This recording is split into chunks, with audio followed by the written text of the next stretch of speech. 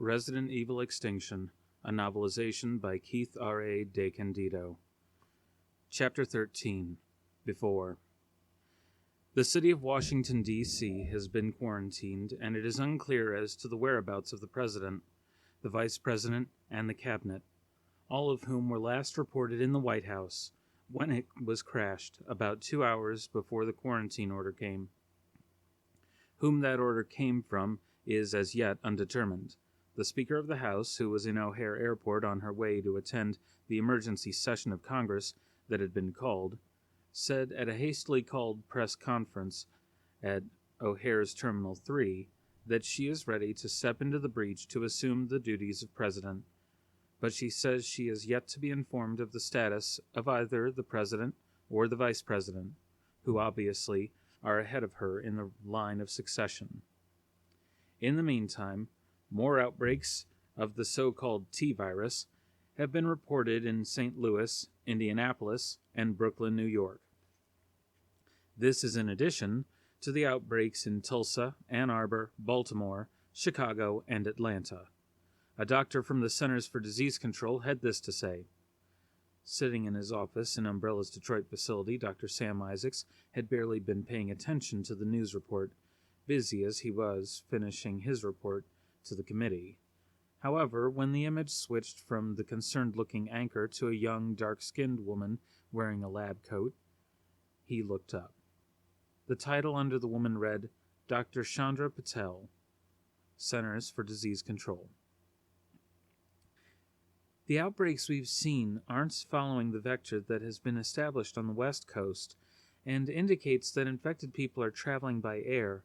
We're recommending, strongly recommending, that all air traffic be suspended until further notice. Isaac shook his head and went back to his report as the image went back to the anchor. A spokesman for the FAA has said that no decision has been made regarding the CDC's recommendation, no doubt in part due to confusion over who's giving the FAA instructions. More after this. Rather than endure commercial, Isaacs muted the television. He wondered if the grounding of airplanes would succeed and if it would make any difference. His intercom buzzed, and his assistant Alyssa's voice came on. Dr. Isaacs, Chairman Wesker on line 2 for you. That surprised Isaacs. Wesker rarely made person-to-person calls. His stock in trade had always been the terse memo, the scathing email. His verbal interactions were usually only in large meetings. He picked up the phone on his desk and touched the pad marked 2. Mr. Chairman? Dr. Isaacs, I assume you've heard the latest news. Yes, sir. I already have a recommendation. I believe that we should prepare for the worst. Explain. Isaacs took a breath. The T-virus is spreading at an appalling rate. We have only a limited supply of the antivirus, and at the rate the T-virus is propagating and mutating, I can't guarantee that the antivirus would even be 100% effective.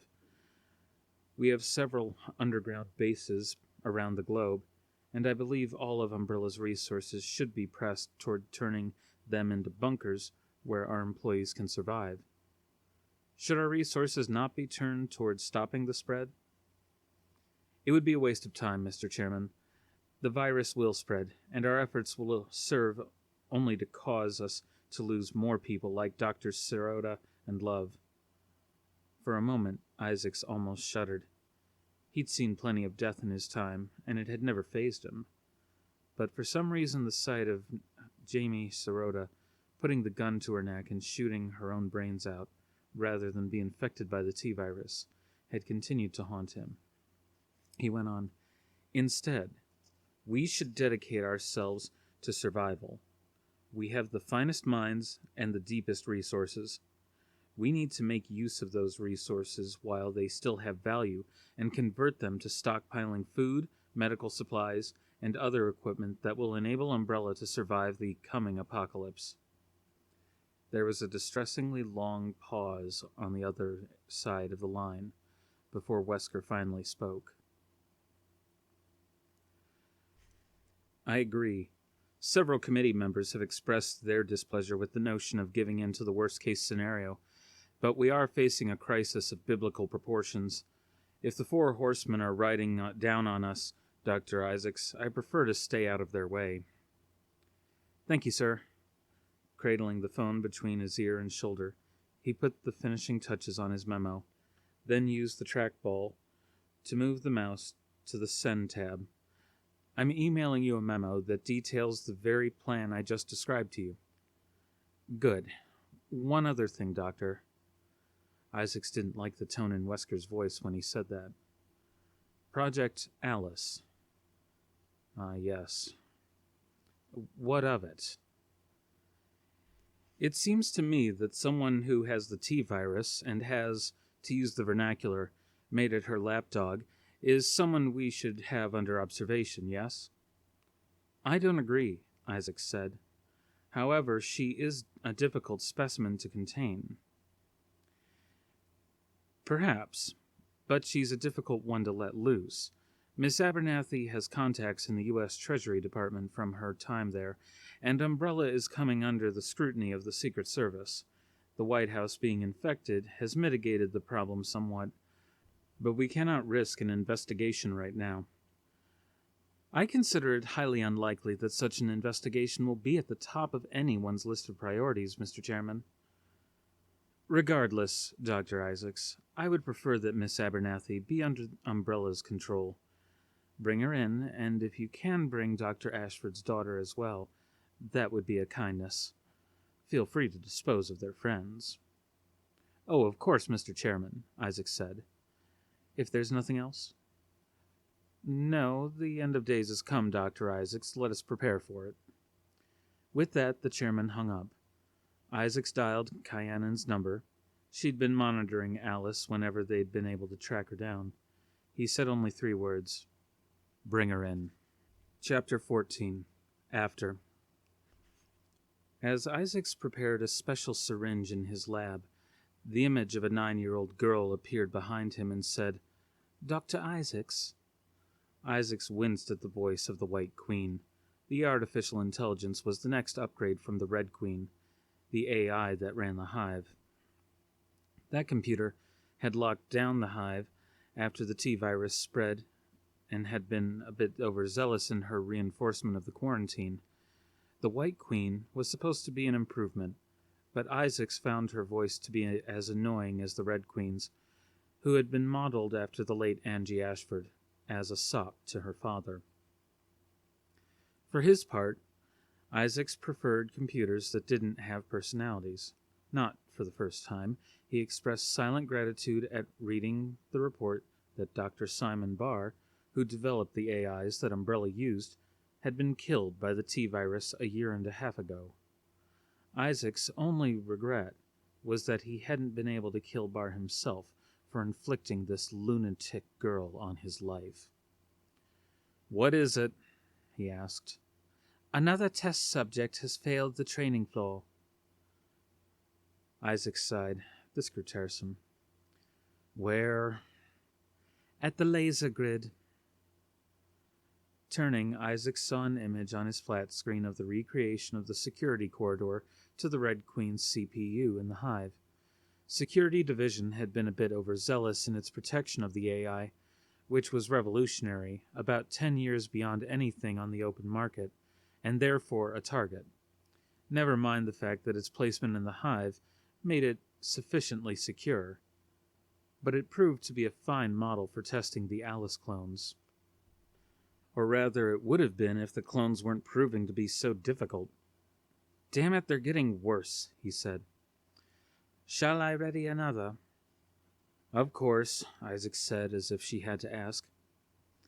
"This will be the 87th. He definitely preferred computers that didn't have personalities. "Your point?" "I was merely making an observation." Isaac somehow managed not to snarl at the holographic image. Instead, he just said, "Tell them to take a sample of her blood. Since there was plenty of it smeared all over the glass walls, that wouldn't be a hardship. Then prepare a vaccine from it. We'll use it on the next subject if this one doesn't perform." Even as he instructed the White Queen, he was walking over to Hockey Jersey and injecting the syringe, which had 3 needles, into the back of the undead's neck. Hockey Jersey wasn't thrilled with this, but De Janeiro had done his job of securing him well, and the bonds held him steady while Isaacs injected him. Once that took effect, it would be on to the testing stage. Andy Timpson stared at the animated corpse and wondered why he was standing in a room with one. The corpse that Isaacs had picked out of the crowd outside for the latest experiment was now sitting docilely in a chair. He had been wearing a hockey jersey, causing Paul De Janeiro to nickname him Gretzky, which most of the rest of the staff found amusing. Timpson hadn't gotten the reference, never having followed sports all that closely, but Moody explained that he was a famous hockey player. Moody also had some snide comments to make about Timpson's inability to identify sports figures by name, which he thought was far lamer than Moody's inability to recognize some dumb old movie quote. Gretzky's chair was in front of a table, on which sat a digital camera, a cell phone, and one of those kids' toys where you fit blocks into appropriately shaped holes. Amazingly, Gretzky was very docile, just staring at the table through pustule-covered eyes. Timpson hadn't realized that the serum they'd developed to try to tame the corpses was going to have such hideous side effects. Not that the corpses were beauty prize winners anyhow, but the boils didn't make them look any more pleasant. Still, it seemed to keep him sedate. In a room with 3 living humans, Timpson, Isaacs, and Moody, Gretzky showed no interest in chowing down on their living flesh and turning them into fellow animated corpses. He just sat, staring into space. Not being stupid, they still chained him to the floor at his wrists, but the chains had some slack, so Gretzky had a certain freedom of movement. He was staring at the 3 items on the table. Timpson wasn't sure, but he thought that Gretzky had an almost thoughtful look in his eyes. He was obviously trying to figure out which of the 3 objects was of most interest. Eventually, he reached out with decaying hands for the cell phone. After looking at it for a few seconds, he managed to pry it open. Then he put it to his ear. "Amazing," Moody said, making notes on his clipboard. "He knows what it is. There's got to be some residual memory in there of when he was alive, even though that must have been several years ago now, based on the decay of his flesh." No sound came over the phone, of course, and Gretzky showed no inclination to speak. Even if there was a working cell tower nearby, which was unlikely, they were too far underground to get a signal. Apparently, Gretzky realized this on some level, and he put the phone down. Isaacs nodded. The camera next. Timpson had had worse bosses than Isaacs. He'd also had considerably better, but at least Isaacs had been able to adjust to the changing circumstances. While the doctor did maintain a sense of discipline, he also understood that people had to let off steam, especially given the horrendous situation they found themselves in. So he let them banter and make fun of each other and generally act silly, as long as the work got done, and done well. For that reason, he and Moody toned things down in his presence. They thought it was the least they could do. Of course, it was never clear how much Isaacs actually cared about them. He was so damn aloof, but maybe that was just his coping mechanism. In any event, Timpson followed Isaac's instruction and pushed the digital camera toward Gretzky. The corpse picked the camera up and started turning it over and over in his hands. Timpson feared that he would just keep doing that for half an hour, but eventually he held it the right way and moved the dial on top that put the camera into the on position. With an electronic whir, the lens cap opened. Timpson broke into a huge grin. Isaacs just nodded slightly. Moody, though, was stunned. "My God!" Gretzky looked up and over at Moody. Moody's stunned look modulated into a frightened one, and he took a step back. In a quiet voice, Isaacs said, "Stand your ground." When he was sure that Isaacs wasn't looking, Timpson shot Moody a grin and mouthed the word, "Wuss." Moody just glowered at Timson. Gretzky kept staring at Moody. Timson couldn't help but wonder what, if anything, was going through his brain. Was he capable of a thought more complex than feed? That was what they were trying to find out. Then Gretzky lifted the camera in front of his face and pushed the button. Everyone had to blink for several seconds after the flash went off. Timson was grinning. Unbelievable. Gretzky put the camera down and wandered back to the table. Timson saw Moody's face captured on the camera's small display screen. He looked like a deer caught in headlights. Timson immediately started making plans to print the picture out on the color printer and hang it on the bulletin board, preferably with some kind of caption. Maybe even do a Caption This contest. Isaacs probably wouldn't completely approve, but he wouldn't stop it either. That was for later, though. Right now, Timson had a job to do. He observed Gretzky, who had picked up the triangular plastic piece from the kid's toy. Timson winced as he remembered that toy had belonged to Humberg's son. The security man's wife and son were killed, not by the T-virus, but by a tropical storm that had slammed the Gulf Coast. Nobody named this storm. By that time, the world was more concerned with staying alive, but with no government resources available, they were trapped in their Florida home when it came and were swept away. It wasn't even a particularly bad storm, not even enough to gain hurricane status, and 10 years ago it would have been a minor hardship at best.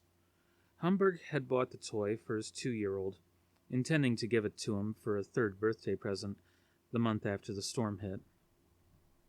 He still had it with him when they relocated to this underground bunker. He had been reluctant to give it up at first, but eventually he had seen the wisdom of using the toy for a noble purpose. And it was a noble purpose, Timson thought. This was the first step toward a cure.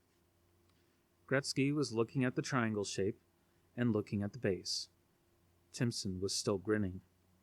Look at the dexterity. He has memory and reasoning skills. Moody picked up the camera, staring at his own befuddled image.